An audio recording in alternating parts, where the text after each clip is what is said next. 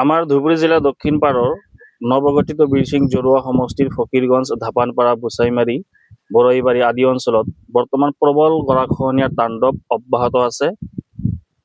নতুনকৈ চৰকাৰ অহা 12 মে তাৰিখত শপত গ্ৰহণ কৰিব।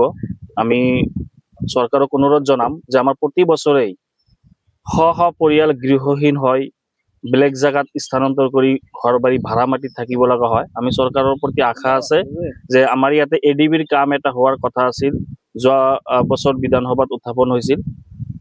গতিকে আমি চৰকাৰক অনুৰোধ জনাম তথা জলসম্পদ বিভাগক অনুৰোধ জনাম যে অতি সোনকালে এডিবিৰ কাম মোকলাই দিলে যাতে আমাৰ বৃহত্তৰ অঞ্চল গৰাখহনীয়াৰ পৰা স্থায়ীভাৱে সমাধান পায়। এয়া আমি চৰকাৰৰ ওচৰত আমি কৰজোৰে অনুৰোধ কৰিছোঁ আৰু আমাৰ মুখ্যমন্ত্ৰী হিমন্ত বিশ্ব শৰ্মা ডাঙৰীয়াক আমি কৰজোৰে অনুৰোধ কৰিছোঁ যাতে আমাৰ এই অঞ্চলখিনি ফকীৰগঞ্জ অঞ্চলখিনি গৰাখহনীয়াৰ পৰা ৰক্ষা কৰে।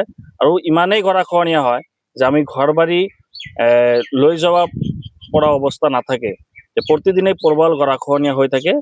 গতিকে আমি আহ্বান জনাম এইটোই যে আমাৰ বিগত এটা বছৰত কিমানটা ধৰ্মীয় অনুষ্ঠান বিগত এটা বছৰত আপোনাৰ অহাব বজাৰ আছিল, কোচবাৰী আছিল, বুচাইমাৰী বান্ধ আছিল, বুচাইমাৰী গাঁও, ধাপানপাৰা, বৰৈবাৰী, বাছমৰা এই অঞ্চল একেবাৰে বিগত এক বছৰত ক'বলৈ গ'লে প্ৰায় 3000-ৰ পৰা 4000 পৰিয়াল গৃহহীন হৈছে। বহু শিক্ষা প্ৰতিষ্ঠান, ধৰ্মীয় প্ৰতিষ্ঠান গৰাখহনীয়াৰ বুকুত চিৰদিনৰ বাবে যা গৈছে, হেক্টৰে হেক্টৰ কৃষিভূমি যা গৈছে।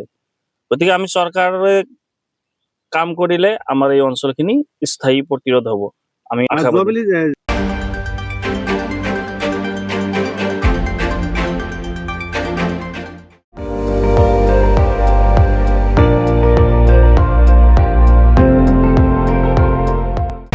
আপুনি চাই আছে ND24, সৰ্বশ্ৰেষ্ঠ নহয় সৰ্বোত্তমৰ দৌৰত।